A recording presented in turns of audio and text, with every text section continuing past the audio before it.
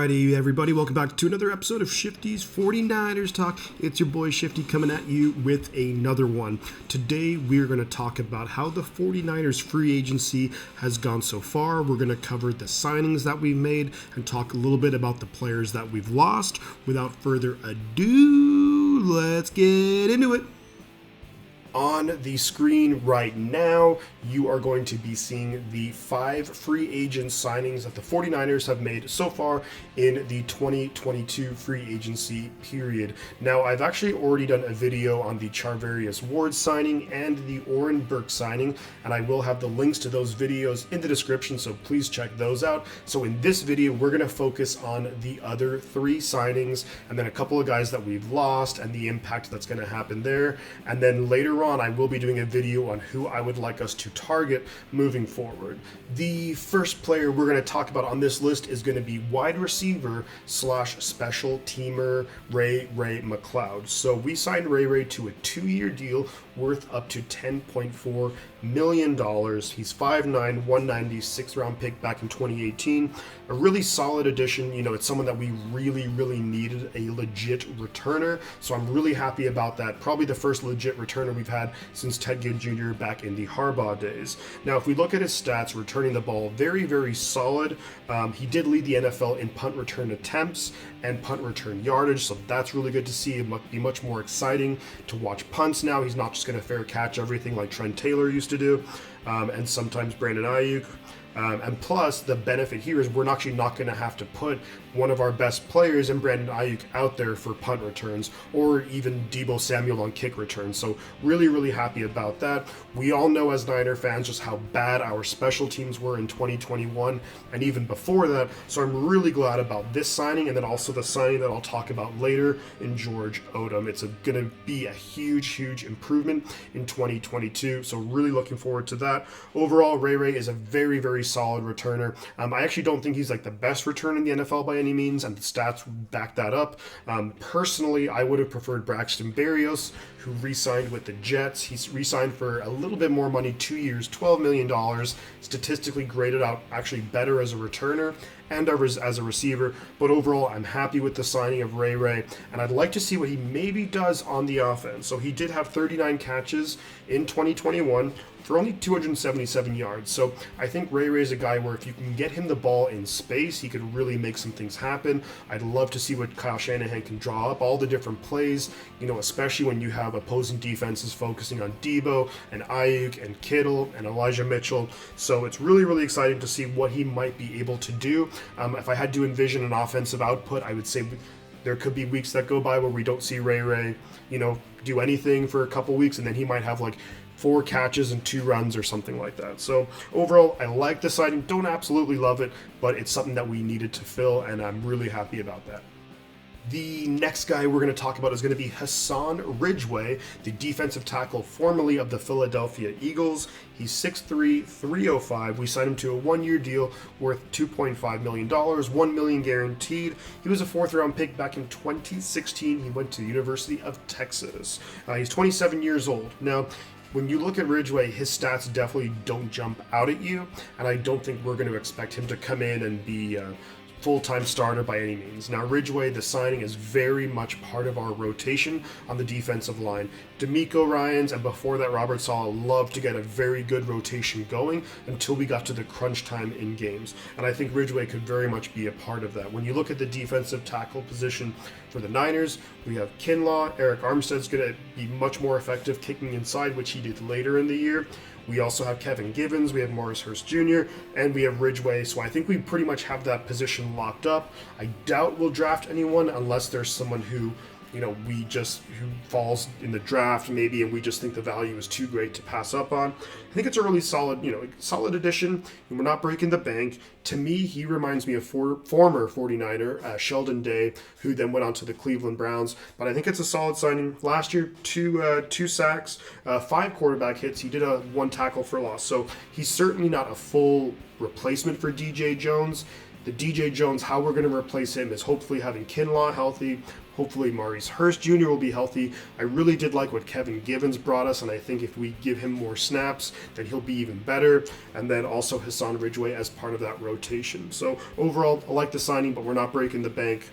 It is what it is. We got to make these decisions. We got to make these signings to fill out the roster. And the last guy that we're going to talk about in terms of free agent signings today is going to be George Odom, the safety / mostly special teamer, formerly of the Indianapolis Colts. So he's 6'1", 202, great size. We signed him to a 3-year deal worth almost $11 million, $10.95 million. He's 28 years old. Now, he was undrafted in 2018 out of Central Arkansas. He has a really interesting background where he almost quit football. I definitely encourage people to check it out. Really a crazy story. And it's great to see him playing football and playing at a very high level, and someone who's just got a great character, great at what he does. Now, although he did actually start 7 games at safety last year, he had an interception, forced a fumble, 55 total tackles, so pretty solid numbers. He is better known as a special teamer. So in 2020, he was a first-team All-Pro for special teams.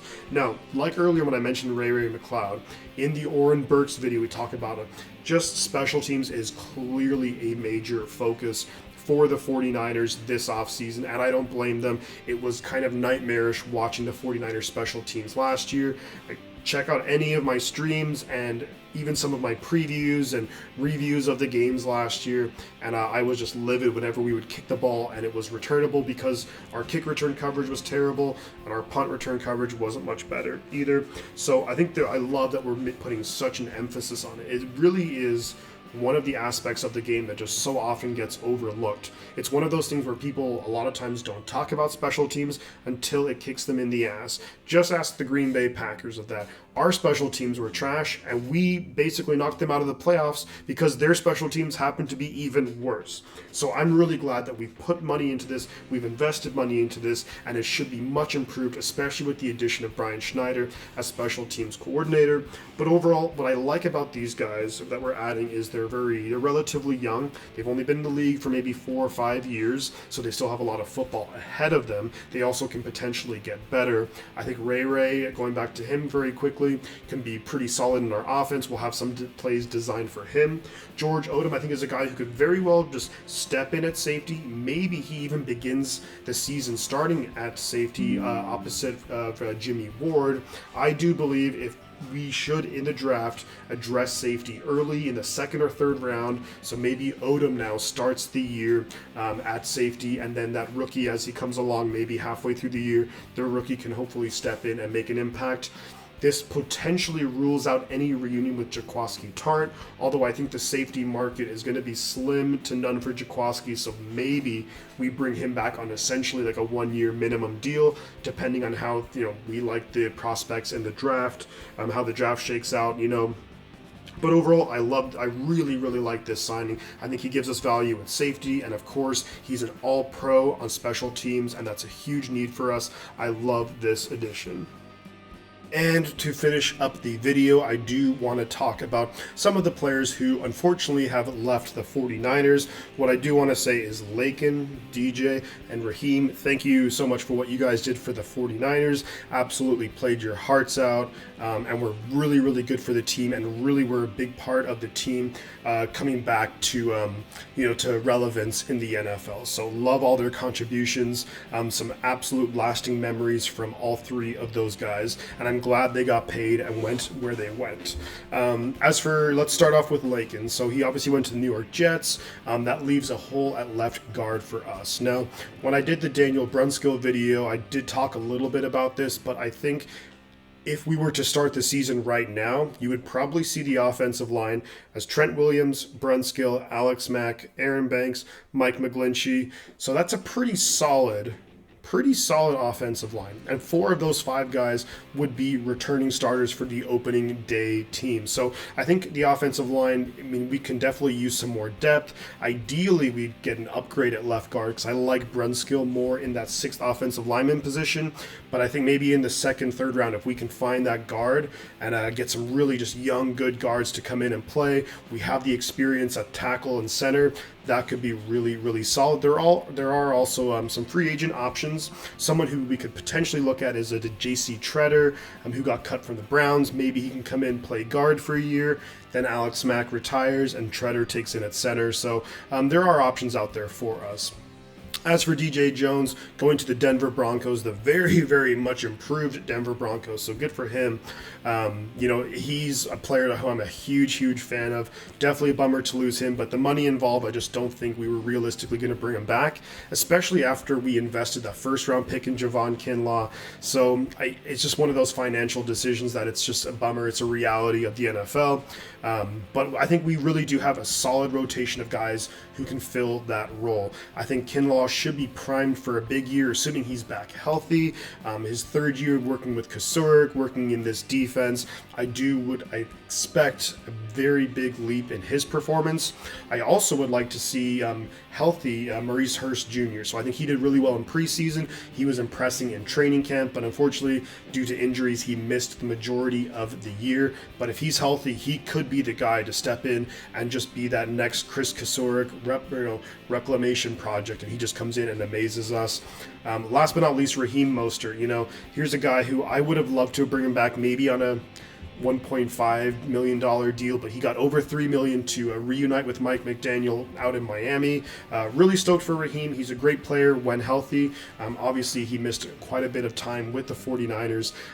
It's a bummer to lose him because he's just so electric with the ball in his hand. But it's one of those things where I'm not devastated that he's gone. I think Elijah Mitchell has really shown just how well he can play in this offense. I expect much more things out of Trey Sermon in his second year. JaMychal Hasty's okay. I think, if we look into maybe the 5th or 6th round, perhaps like a Pierre Strong out of South Dakota State, maybe a CJ Verdell in the 7th round from Oregon, and I think our running back committee is absolutely sorted. Plus, there's so many different guys that we could potentially bring in. I mean, Matt Braid is a free agent. There's guys who could just, and it's with Kyle Shanahan, I just don't think it's ever worth investing anything too crazy at the running back position because we just get production out of there. Overall, though, guys, I just wanted to give you my thoughts on the guys that we lost, the main guys that we lost, and then also the players that we brought in. So I'd love to hear your comments on all of these players, what you think of the additions, what you think of the guys that we lost, and then I will be doing a video on where we should go from here on. Of course, it's crazy to think that Jimmy Garoppolo is still here, and he might be for a while, so let's get used to that, I guess. But yeah, guys, I'm going to say 2 things at this point. It's going to be the butt counts, and I'll catch y'all on the flip side.